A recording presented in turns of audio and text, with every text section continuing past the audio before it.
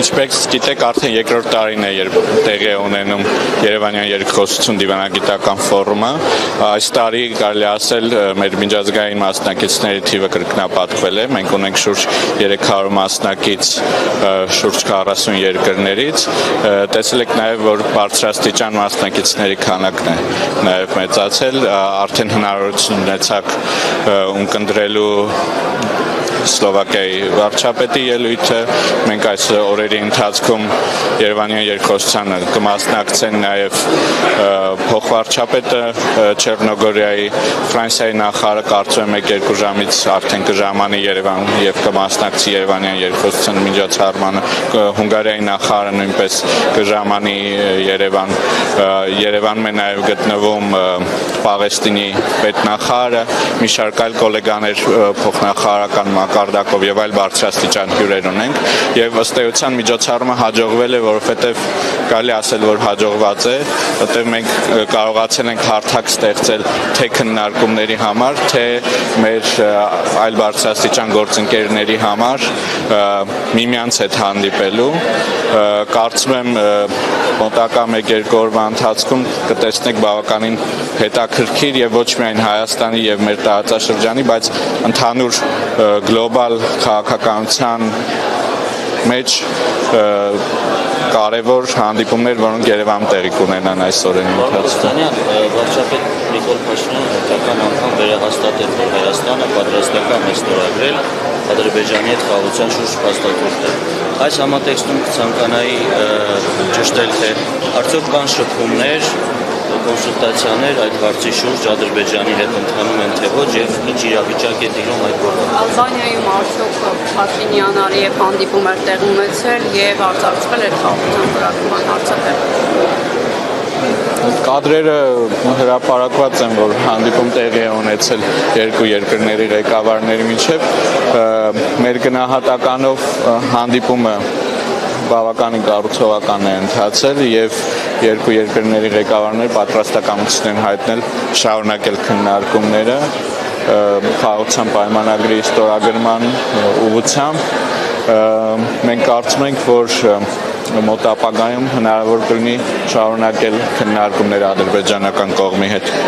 Այս պահին հստակ տեղի է ունեցել եւ Փաշինյանը այդ հրապարակված տեսանյութերում տեսանք, որ Ալիևին սուրճի սեղանի մոտ զրուցելու է։ Կարծում եմ սուրճի սեղանը չէր, որ կարևոր էր այդ ամբողջ պատմությանը, կարևորը փաստն էր, որ երկու երկրների ղեկավարները շարունակել են քննարկումները ընդհանուր խաղաղության օրակարգի եւ խաղաղության պայմանագրի կնքման եւ առհասարակ խաղաղության գործընթացի առաջնորդման ուղղությամբ։ Ոչ այս օրակարգի հետ վերաբերյալ երկու օր է ինչ համացանցում տեսանյութեր են տարածում եւ տեղեկատվություն, որ Ադրբեջանի լրատվամիջոցներում հարցումներ են տեղադրված, որտեղ Երևանից են արված այդ հարցումները եւ հայերին հարցեր են տալիս, հետո դրանք հակախարոզի տեսքով օգտագործում իրենց լրատվամիջոցներում։ Նախ ընդհանրապես ինչպես է արտաքին գործերի նախարարությունը աշխատում, մարդիկ ովքեր ոչ Հայաստանի քաղաքացի այցելում են Հայաստան եւ ազատ իրավունք ունեն հարցումներ անելու, հետո արդեն իրենց եթերներում այդ ամեն ինչը ցուցադրել։ Նախ դուք արդյոք տեղյակ եք նաև այդ հարցից։ Անկեղծ ասած այս դրվագին անձամբ ծանոթ չեմ, թե վերջին օրերի ընթացքում առավելապես կենտրոնացած ենք եղել այս միջոցառման կազմակերպչական հարցերով, բայց գիտեք, որ համաձայն օրենքի օտարերկրյա լրատվամիջոցների ներկայացուցիչները օրինական գործունեություն Հայաստանում ծավալելու համար պիտի արտաքին գործերի նախարարությունում անցնեն հավատարմագրման գործընթաց, իսկ դրա բացակայության պարագայում հետագայում հստակ քայլեր կարող են ձեռնարկվել նրանց դեմ։ Պարոն Կոստանյան, ամիսներ առաջ Հայաստանը առաջարկ է ներկայացրել տարածաշրջանային հաղորդակցությունների ապաշրջակայության վերաբերյալ։ Ինչ-որ արձագանք ունենք այդ առումով։ Արձագանք, վերջնական արձագանք, որի մասին հնարավոր կլինի հայտարարել չունենք, բայց այսօր նույնպես տեսակ, որ վարչապետը ել ավելի բացեց եւ ներկայացրեց որոշակի նոր մանրամասներ հայկական կողմի առաջարկների վերաբերյալ։ Կարծում եմ ընդհանուր խաղաղության գործընթացի քննարկումների համատեքստում այս թեման նույնպես պիտի լինի Հայաստանի եւ Ադրբեջանի միջև սպասվող հետագայում քննարկումների օրակարգում։ Ռոստամյան միջազգային հյուրեր ունենք, արդյոք իրենց հետ շփումներում քննարկում եք նաև Ադրբեջանում պահվող հայ ռազմագերիների հարցը եւ ինչ տեսակետ ունեք։ Մենք բազմիցս նշել ենք, որ մեր հայազգի ռազմագերիների եւ քաղաքացիական պահվող անձանց ազատ արձակման խնդիրը մշտապես գտնվում է մեր օրակարգում եւ մեր բոլոր հանդիպումներում այս հարցը միշտ տեղ է գտնում։ Բնականաբար մեր միջոցառմանը նաեւ մարդու իրավունքների ոլորտում հայտնի բավականին գործընկերներ կան, որոնք Երևան ժամանել եւ վստահաբար խոսելով մարդու իրավունքների ոլորտի մասին մենք չենք կարող եւ ցանկություններ չունենք չանդրադառնալ այդ թեմային, հակառակը դա մեր առաջնահերթություններից է։ Իսկ այդ խոսակցությունները ինչպես են օրվում։ Տեսեք, մինչև այն պահը, երբ բոլոր մեր համերկրացիները չեն վերադարձել Հայաստան, բնականաբար արդյունքներով բավարարված լինել չենք կարող։ Ադրբեջանը շարունակում է երկու նախապայմանների հարց բարձրաձայնել այս նախապայմաններին, որոնք որ բարձրաձայնում են, քննարկում է